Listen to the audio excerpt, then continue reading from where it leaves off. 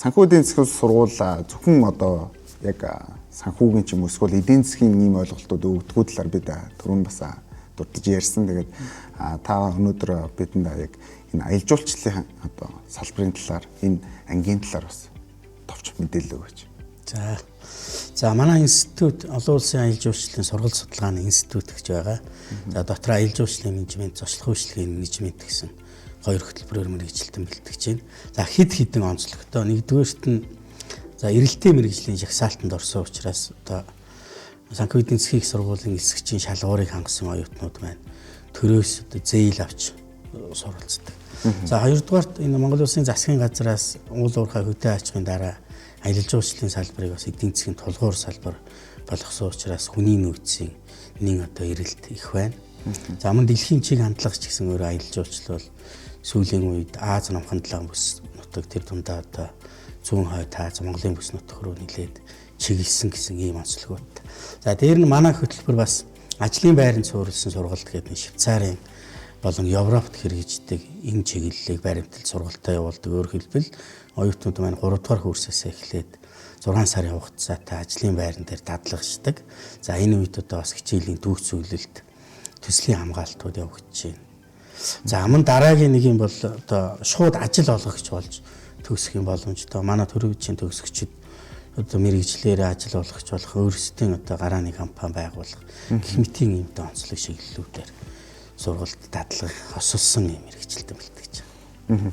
Надад яг тэр нөгөө дадлагын хэсэг маш сонирхолтой санагдаад байгаа байхгүй. Одоо жишээ нь бидний үед би өөрөө бас яг аялал жуулчлалын мэрэгчлэлтэй хүн. Тэгээд яг бидний үед яг энэ орчинд нь очиод ялангуяа бүр Швейцар гэж байгаа тийм. Швейцар бол өөрөө одоо дэлхийн яг энэ альпийн нурууг тойрсон маш их сонирхлын төвшүүдээ. Тэгэхээр яг энэ газар нь очиод ингээд дадлага хийгээд за дадлага хийж явахдаа цалинтай дахиад өөрийнхөө төслүүдийг бас тооцоолаад хичээлүүдэд тооцоолаад ийм явах боломж үүсэж байна гэж байна. Энэ хэддүгээр курсээс ер нь оюутнуудад орж ирэх боломж юм бэ? За манад одоо хоёр төрлөөр явж байна. Нэгдүгээрт нь Японы аялал жуулчлалын одоо консорциумтай хамтарсан хөтөлбөр бол 2 дугаар курсээ төгсөөд Японд 1 жилийн хугацаатай цалинтай дадлагчаад ирдэг.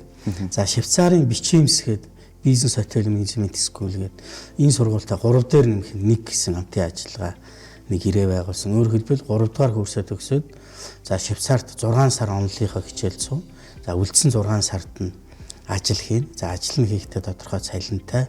За мөн одоо төгсдийнхаа дараа үргэлжлүүлж Европ төдийгүй бусад энэ олон улсын эрхтэй газруудад мэрэгжлэрээ шууд ажиллах боломжтой ийм хөтөлбөр байна.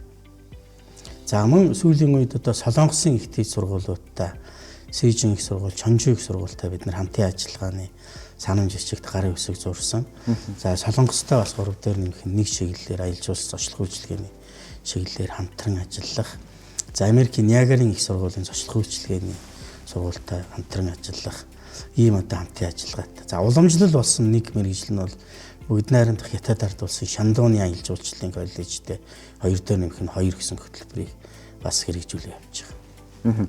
Та тэгэхээр тус яг мэргэжлийг сонирхож байгаа, сонгон суралцах гэж байгаа одоо оюутнуудад яг энэ салбарын бас одоо хэр өсч дэвжиж байгаа талаар бас тооцоолол мэдээллүүдийг бас хүргэж. За өнгөрсөн жил бол манайх одоо нэг их найд төгрөг давсан ийм борлуулалттай салбараар Монголд нэрлэгдсэн.